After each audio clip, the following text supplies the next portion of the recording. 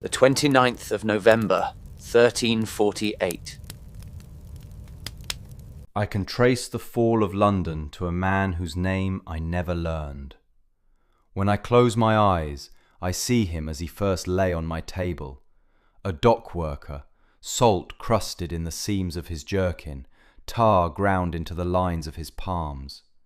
A bubo swelled beneath his left arm, purple and tight as an overripe plum.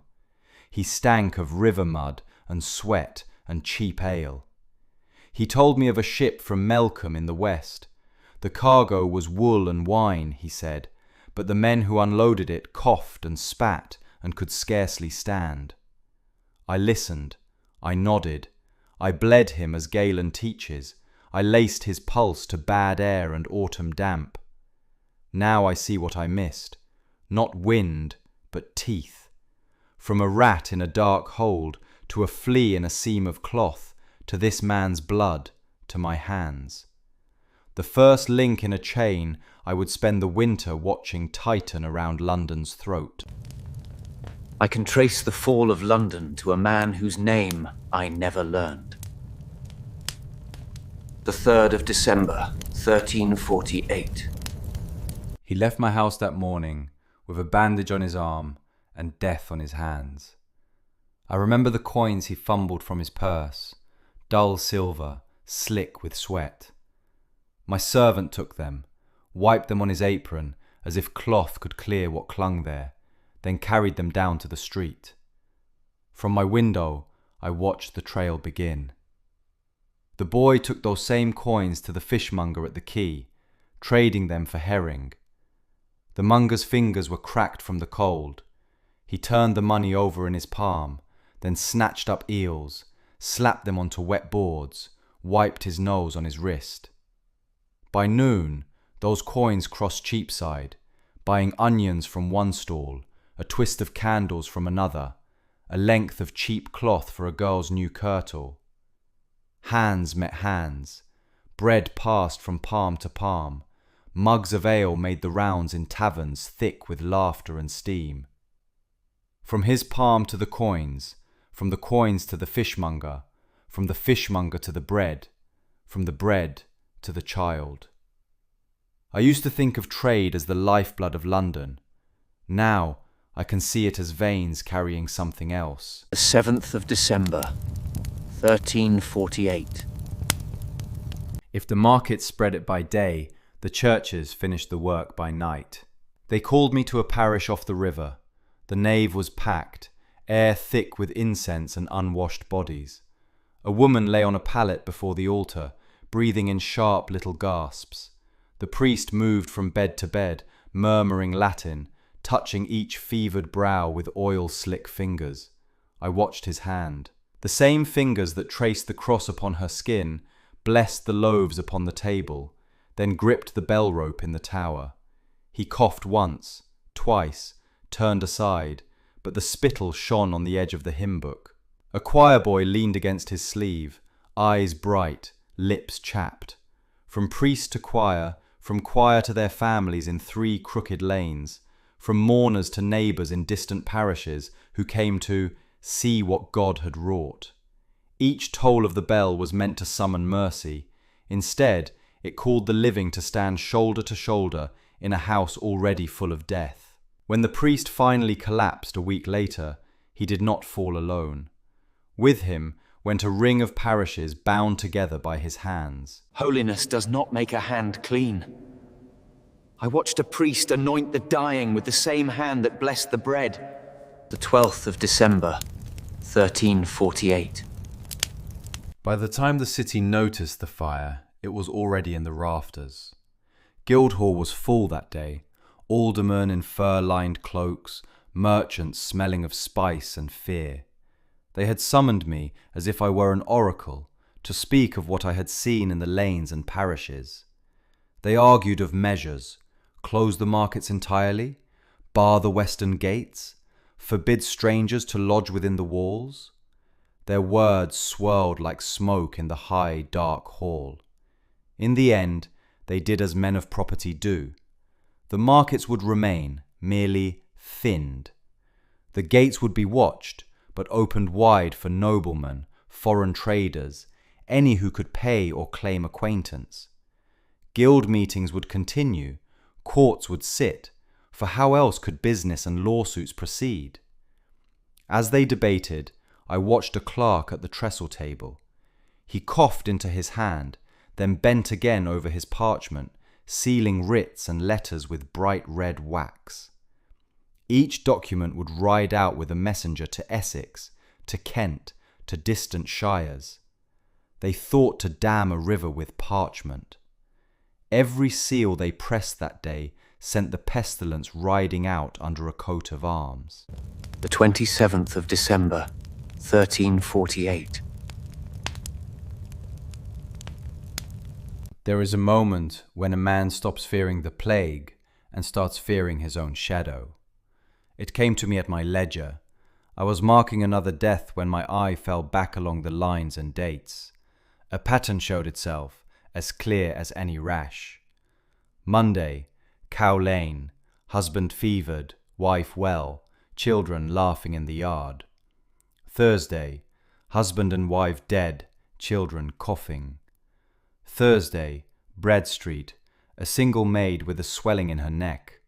Sunday, the entire household taken to the churchyard. And on each of those first days, in each of those first rooms, there is the same note in my hand, visited by myself. I thought of my cloak, never washed, stiff with old blood, my lancets wiped on the same rag from house to house, my bare fingers pressing bandages, taking pulses, lifted to my own face in weary habit. The woman who clutched my sleeve so hard her nails scored my skin. The child who wrapped his arms around my belt and would not let go. My patients share less with each other than they share with me. I had written myself as witness in every street of London. Only now do I see my name beside theirs, not as comfort, but as accomplice. Holiness does not make a hand clean. I watched a priest anoint the dying with the same hand that blessed the bread. The 5th of January, 1349. The first sign that London was truly lost was not the graves, but the empty chairs at my table. At the year's turn, my wealthiest patrons ceased to climb my stairs. Instead came servants with folded letters and purses of coin. Master so-and-so has gone to his manor in Hertfordshire. My lady has retired to her cousin's hall in Kent. The Lord Alderman rides out at dawn, but begs your advice. I watched them go. Carts creaked through the city gates, piled with trunks, featherbeds, tapestries, cages of squawking hens. In among the finery sat the coachman and serving maids, cheeks flushed, some with that dry little cough I had begun to know too well. They think they flee the blaze, they carry embers in their sleeves. I pictured their country houses, smaller halls, fewer neighbours, the same straw in the pallets, the same shared cups and close whispers in the servants' quarters. London would not die alone. Its sickness travelled first class, in litters and covered wagons. The 14th of January, 1349. The bakers stopped baking. The ships stopped unloading. Even the thieves had no watchmen to fear. Emptiness killed our lives. The city did not fall in a single blow. It came apart link by link. One morning I sent my servant for bread, and he returned with empty hands. The baker's shutters were closed, door barred from within. No smoke from the oven, no shouted quarrels in the lane. At the docks, ships rode at anchor like hulks in a graveyard. Ropes slapped against masts, but no men moved on the decks. Cargo sat under damp tarpaulins, while rats grew fat on what no one came to unload. The courts postponed their sessions for fear of contagion. Petty quarrels that would once have been settled before a bench now simmered in the streets, turning to blows while no watch appeared to part them. Children stood weeping before a locked church door, clutching candles they had no priest to bless. In one alley, I saw a body left at a crossroads, shrouded only in a torn blanket. Passers-by crossed themselves and hurried on, leaving the corpse for others who never came. That night, a group of men broke open a merchant's storehouse. No constable answered their laughter. Disease killed bodies. Absence killed everything else.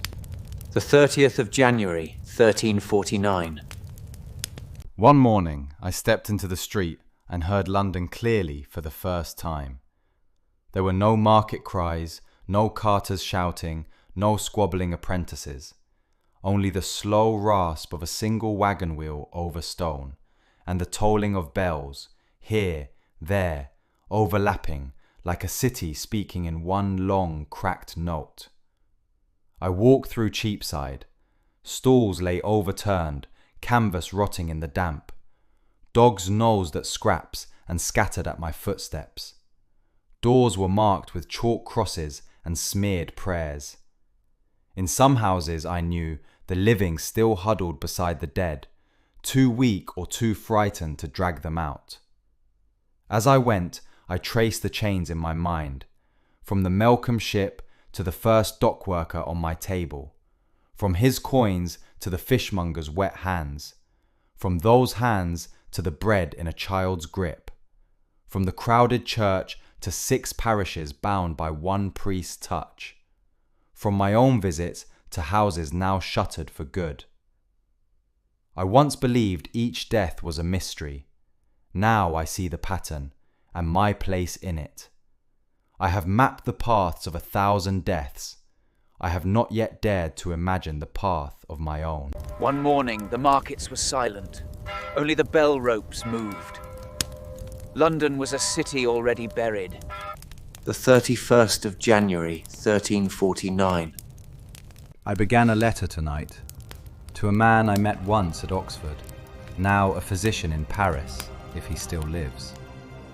I set down what I have seen, the markets and their coins, the priests and their bells, the guilds and their half measures, and the way my own hands wove through the pattern. I sealed it and left it by the door for a messenger who never came. Now it lies there, gathering dust. If it ever leaves this house, it will carry more than ink and wax. It will carry how one city learned, too late, that a single cough can unmake a world. And whoever reads it will decide whether that knowledge dies here or travels on.